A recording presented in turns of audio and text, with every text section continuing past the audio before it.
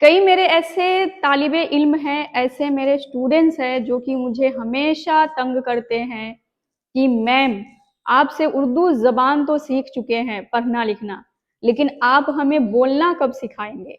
कि उर्दू के कई ऐसे अक्षर हैं जो कि हमें बोलने ही नहीं आता। तो चलो आज आपको बताएंगे ग पैर बिंदी वाले शब्द बोलने की प्रैक्टिस करवाएंगे।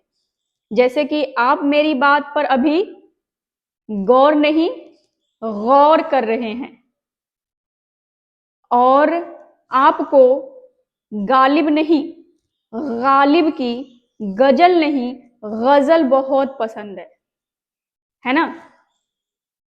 और आपको जब जुखाम होता है तो आप गरारे नहीं, गरारे करते हैं, गरारे और गजब नहीं, गजब होता है। और इन सारी बातों को सुनकर अभी आपको गुस्सा नहीं, गुस्सा आ रहा होगा।